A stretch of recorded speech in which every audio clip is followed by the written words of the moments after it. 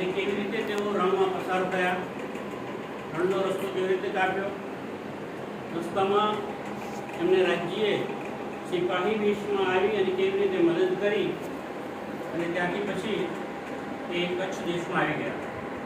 તો કચ્છ દેશમાં આવ્યા એની વાતો તો ઘણી મહાન છે, મહિમાવંતી છે. હવે અહીંયા કચ્છ દેશમાં આવ્યા છે તેની વાત કરે છે કે અબ કહો કચ્છ દેશની. તો ત્યાં ઉમરકોટથી ક્યાં આવી ગયા? હવે કચ્છ દેશમાં એની વાત કરે છે.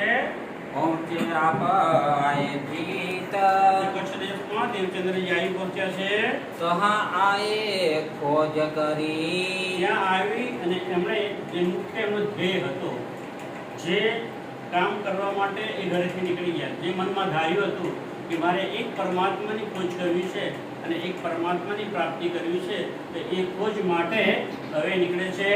સો બતાવું ગીત હવે કચ્છ દેશમાં આવીને એમણે પરમાત્માની શોધ કરવા માટે ત્યાં પ્રયત્નો કર્યા, કોને મળ્યા અને દરેક જેને મળ્યા એમની પાસેથી એમને શું મળ્યું એની વાત કરે છે. વીર ભોજનગર આયે પછી એ ભોજનગરમાં આવ્યા. તીન શહર મેં હવે ભોજનગર આવ્યા એ પહેલા શું થયું એની વાત કરી લઈએ. જે કચ્છ દેશમાં આવ્યા તો એમણે પરમાત્માની શોધ માટે ઘણા બધા પ્રયત્નો કર્યા. શું કર્યું? પહેલા આપણે જાણેલું કે ત્યાં બહુ મંદિરો છે, તો દરેક મંદિરોમાં ગયા, ત્યાંના મહંતો હોય, સાધુ હોય, સંતો હોય, એમને મળ્યા અને એમને પરમાત્મા વિશેની વાત પૂછી. પણ બધાએ એમને મૂર્તિ બતાવી. જો બે મંદિર છે, મંદિરની અંદર મૂર્તિ પધરાવી, એમની સામે બેસી જાઓ. તો એમણે કહ્યું આત્મચર્ચાની કોઈ વાત, અહીંયા કોઈ ચર્ચા થાય છે, કોઈ સત્સંગ થાય છે કે જેથી પરમાત્માની પહેચાન થાય.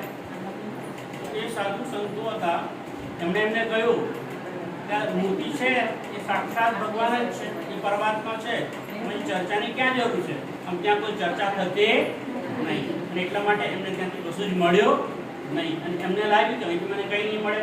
એટલે એ પછી બીજા સાધુ સંતો પાસે, બીજા સંપ્રદાયો પાસે ગયા, દત્તધામ પાસે ગયા, સંન્યાસીઓ પાસે ગયા અને ત્યાંથી પછી એમને ડિંબધારી એટલે કાન ફટતા કે કેટલાક બીજા યોગીઓ પાસે ગયા તો એમને યોગ સાધના શીખવાડે.